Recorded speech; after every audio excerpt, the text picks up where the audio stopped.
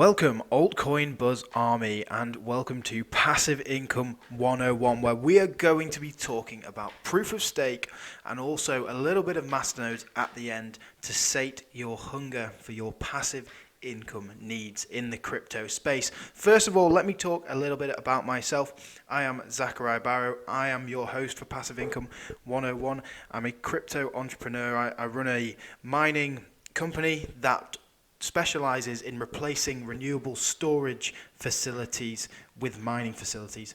I also own a few Masternodes myself and run a mine myself as well. So I do know a little bit about passive income in the crypto space, and I want to share that knowledge with everyone in the Altcoin Buzz Army. So let's get started. So first of all, we're going to start with this quote from one of the most disliked men in the whole of the crypto space, Warren Buffett. But he is one of the most successful investors of all time, and we can't ignore the power that he holds as an investor. And he said, if you don't find a way to make money while you sleep, you'll work until you die. And it's very appropriate in this day and age, that sort of saying, and you see it everywhere, people looking for passive income streams, and we're here to try and talk to you about and teach you a little bit, educate you a little bit if you don't know that much, or supplement your knowledge if you do know a little bit on passive income in the crypto space. So let's start with what is staking. Like, staking is very similar to proof of work, but it uses a different mechanism to mine. So staking is you hold a certain crypto in a wallet, and then you stake it, you lock it for a period of time, and then you earn a bit of interest on that staked crypto for holding that crypto, staking, and often doing a few tasks for the networks. And it generates passive income, and it's led to a sort of explosion in the term masternode being used, or interest in masternode across the crypto space. Like, it is an alternative to a proof of work system that Bitcoin uses. So you see the big ASIC mining farms, you see the GPU mining farms, and proof of stake is an alternative to that system, and therefore it uses a lot less energy, a lot better for the environment. But you do need to own those coins and lock them up. Now let's look at it in a bit more detail. So when you mine in proof of stake, your mining adds new blocks to the blockchain. And in basic, blockchain is literally just a chain of blocks. So the algorithm chooses a miner, in most cases randomly, from a pool of bound wallets. So that's wallets that have staked coins inside them. This wallet then mines or validates new transactions on the network. So if you're sending a certain amount of coin, say Pivx, it will validate that transaction, these staked nodes, instead of in a proof of work system where the computer will validate those transactions, and that uses a lot of power. So this builds a new block which will be proportional in size and reward to the staked coins. So the easiest way to explain this is with the example. So if a node has 1% of all staked coins in it, I mean, that would be a huge node if we're talking about a node on a larger network, then 1% of the transactions will be mined by this node, and depending on the coin, you could get 1% of the rewards, but it just depends on the coin, because if you look at the bottom note there are many variations on this system, but this is the basic outline of what proof of stake really sort of is and how it kind of works as an opponent to proof of work. So how does it stand up against proof of work? Proof of work's the oldest, it's the original from Bitcoin, and if we have a look here, we can see the differences. So proof of stake obviously has a low energy consumption because you're not needing all that hardware, that energy, that power, that heat waste that you need with proof of work, which has a very high energy consumption. Both of them, you get a continual gain of cryptocurrency. So you'll continually gain cryptocurrency on top of what you already have. Proof of work uses the energy. Proof of stake uses the coins. So with proof of stake, you do need to start from a point of having quite a few of the coins. So we move on to the next point. It's one cost, and that cost is the cost of the coins that you buy in order to stake them against the network. And this is a part from the hosting power, which is a very minimal cost. But then if we look at proof of work, you've got the cost of the hardware. But then on top of that, you have the monthly or energy expenses. Every single month paying out money to an energy company to mine a cryptocurrency. So you do have a recurring cost, a large recurring cost with proof of work, whereas with proof of stake, you have a much lower, you have one upfront cost, which may be quite large, but you do just have one cost. And then if we look at the sort of risks a little bit, so you could get asset depreciation with proof of stake. So you buy all this coin to stake it against the network, and then the asset decreases in value, which we see with crypto all the time with the huge volatility, and you will have asset depreciation. The same happens with proof of work. Although you're not buying any of the coin, all the coin you've mined can depreciate in value, and the hardware will depreciate in value, or it potentially could break. It could potentially start mining less, and you've got to contend with all the mining difficulty on both sides of the coin. So both of them have an asset depreciation, although you would say that proof of work probably has a little bit more of a risk in that sense. In terms of centralization, we're all crypto lovers here. We all love decentralization.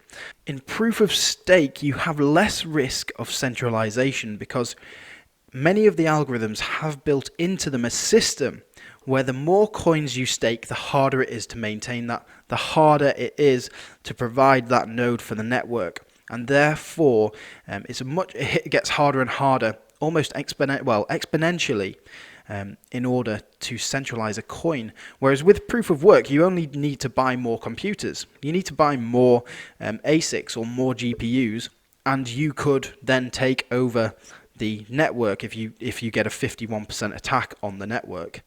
So there's only one way to do that, and it's not harder as the more you get. You need more capital, of course. Yes, you need more capital, but it's not got a system built into it that means that the more a person mines with proof of work, the harder it is. No, you just can buy more computers, and therefore you could get a 51% attack. So in terms of proof of stake, some coins give you a voting power on the network if you stake a certain amount of coins. This is very prevalent with Masternodes, who aren't generally just proof of stake, but we'll go on to that in a bit. In terms of proof of work, you don't. There's no voting power. You just mine, and that's it. But it does balance itself out because many proof of work systems, such as Bitcoin, are just open source projects. So you're not sort of voting for the next big development, etc. But on proof of stake, you may be able to do that depending on the coin, which gives you extra power on that network, and you can see the development firsthand, and you can even have an impact on that development, which is brilliant for many coins. So now it all seems rosy. Let's look at the risks and downsides of proof of stake. And of course, the first one is your coins are locked up for a set period of time, and therefore you can't easily sell them depending on the network. If the asset decides to depreciate in value, for example, if you'd bought some proof of stake coin back in December 2017, can you imagine the depreciation you would have seen since then in your staked coins, even though you are earning coins every single day or month? So that is a risk. The asset will depreciate at some point. It may go up in the future, it may go down, we do not know currently. There's also many projects out there that either have a proof of stake system or have a masternode, and there is a big risk with many of these smaller projects, so do stay careful if you are looking into it. And some of the smaller projects, talking of smaller projects, it's hard to attain the coins to begin with, and this is primarily a problem with Masternodes, which we will get onto.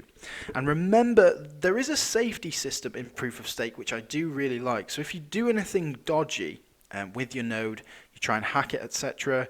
You try and increase your output as opposed to other people, then you will just be removed from the network. It has systems built into them to remove dodgy nodes from the network, and it's a cutthroat system, but it's the best system that currently exists. In proof of work, you can just keep buying computers. You're not going to be removed from the network, whereas here in proof of stake, you do something dodgy, they will actively remove you from the network. So please do not try and do anything dodgy when you're using proof of stake systems. Well, don't do anything dodgy in general at all, but in proof of stake systems, all those nefarious people will just be removed, and that's brilliant. So here's a few examples of some proof of stake coins. You've got Neo, your OK coin, Pivx, Arc, Lisk. So there are quite a few big coins that are proof of stake, and we're going to see more and more big coins move over to this system, I think, in the future. Many coins that want to be mineable want this system, and there's been a lot of concern recently with the environmental impact of Bitcoin and Bitcoin mining, so proof of stake could be the next big thing. However, it's going to have to overtake this little thing first, which is Masternodes. Now, Masternodes are very proof of stake like, but as we'll see, they're not just proof of stake. So what are masternodes? Well, the common misconception is that masternodes have to be proof of stake. I mean, some are proof of work networks as well. So Dash was the originator of the masternode, and it's a big proof of work coin. So they do not have to be proof of stake. However, they are proof of stake like. And that's the difference. So what is a masternode? It's a server on a blockchain network that's used to do unique functions. So these are functions extra to a normal node, a better function that you actively have to say you want to do instead of just staking your coins, for example. So these functions include, instant send, private send, which you see if you've got a Dash wallet. You can see those options to check them, and they will be through a masternode. So it's very proof of stake like, apart from the fact that you do extra functions for the network. You do need that staked investment, and you earn a reward for providing your services to the network. And like proof of stake, if you do anything dodgy, you get cut, depending on the coin, of course. So hosting basics. We'll just talk a little bit about hosting basics.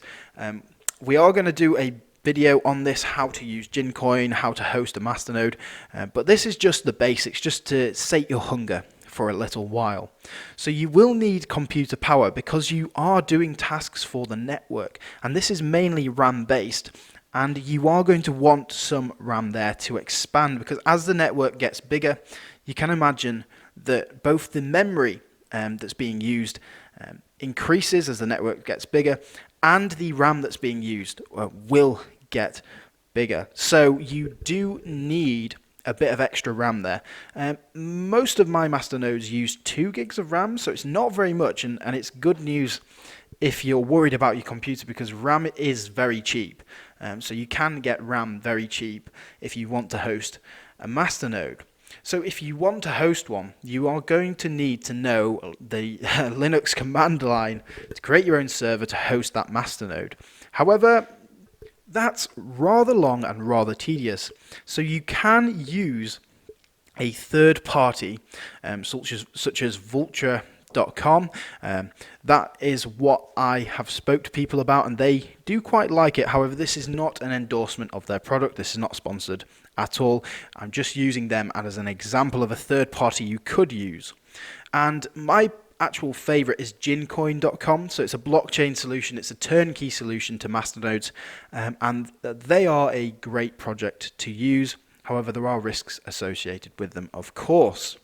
And many nodes, you've got to remember, many nodes have quite a high upfront cost. I mean, the Dash node is currently around $80,000. So if you've got a spare $80,000 hanging around that you want to invest in a cryptocurrency and put it in a masternode, I mean, Dash is there for you, but you would only be looking at about 5.5% return on investment per year, which it isn't a huge amount in reality. So that's sort of the basics of hosting. We will do a further video on this, so don't worry about that. Here are some Masternode coins for you. So we've got Ionomi at the top right, we've got Dash in the middle, Pivx again top left, Smartcash down the bottom left, and a smaller one called 4. So these are some of the examples of the coins that you can have a masternode in and host a masternode, and that can be quite profitable. But of course, you've got to remember the risks are the same as the proof of stake ones. The asset may depreciate. If you get a dodgy coin, they may run off with all your money. If you use a dodgy server, it may get hacked. So you have got a lot of risks there, but we are going to talk about that in more detail in the future.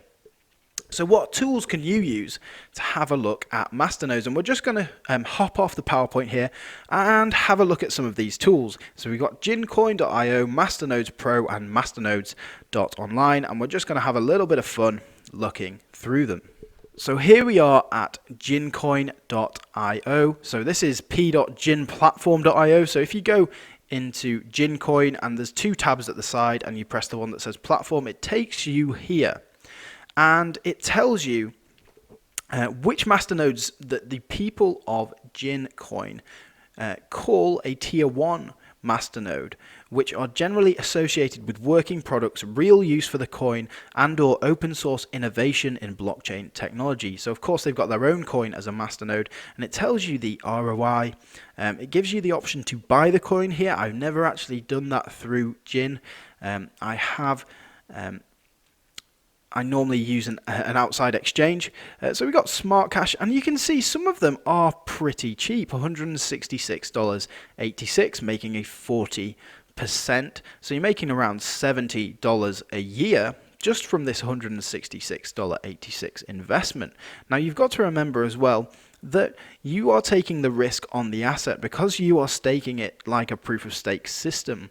You are saying that this 10,000 smart is locked and I'm not going to sell it, and I'm going to get rewards based on that. So you have to hold it for a whole year to get that 40.5%. And therefore, the asset this node could be down at $50 next year, and that $70 you thought you were going to earn will be at $20. So you've got to take that into account. Alternatively, it could be at $1,000. You don't know. So that is one of the big risk factors here. So you can see that there are quite a few nodes, quite a few of them, quite a lot of upfront cost, $5,858 for Pivx. Dash, we are $80,000 currently. I do remember when that was a lot higher than that, in fact, for $1,000, $2,000 basically. And then they have what they call tier 2 masternodes, so the ones that the people of Gin don't class as really tier 1 cryptocurrencies in general. So this does give you a good idea of what people who use masternodes think of the other masternodes. So it is worth a look at this platform. Now we're on Masternodes Pro, and Masternodes Pro and Masternodes Online are very similar. They show you basically everything you need to know about the coin. So you're looking at Dash as a 6.87 ROI with a price of $80 currently per Dash. And the masternodes on the network are 4,886 currently. That's a lot of masternodes with 80,000 coins in them. And required, you need 1,000 Dash. Monthly 458.54 dollars you could expect, which gives you a yearly of $5,501. So these, you can see if we go into Ion, it should show you what the current trajectory of each coin is, and it tells you everything you need to know really. The total coin supply, similar to CoinMarketCap, with a focus on masternodes. So if we then hop over to masternodes.io, go on to Pivx maybe, and it will tell you your daily, your weekly, your monthly, your yearly income. So if you bought a Pivx node right now, you could expect to get 1,199 Pivx in a year if there was no changes from now. However, there will be changes, of course. And you can see what the coin's like and the Masternode stats. So in general, it's a 12% ROI, and the paid rewards so far for Masternodes, 5,628 Pivx. The average Masternode reward frequency, 20 hours. Active Masternodes, all the good information, and you can in fact see the graph here for the price in US dollars, but you can change all this, so get rid of that. The amount of Masternodes on the network, so back in earlier 2018, there was a lot more Masternodes than there are now, and you can see how the ROI has been, and over time, in general, increasing a little bit, which is interesting since 2017. So that's all I've got time for, guys. I hope you enjoyed looking at the passive income, in general, ways that we can generate passive income through crypto, and it's a brilliant system to use using Masternodes or using staking, whichever one you want to use. And we're going to see this become more and more prevalent as crypto matures, and this could be the next big thing as proof of work sort of pushed aside in order for this to become ascendant. Well, thank you very much for watching, guys. As always, subscribe and hit the notification bell for Altcoin Buzz. That would be perfect. Zach, over and out.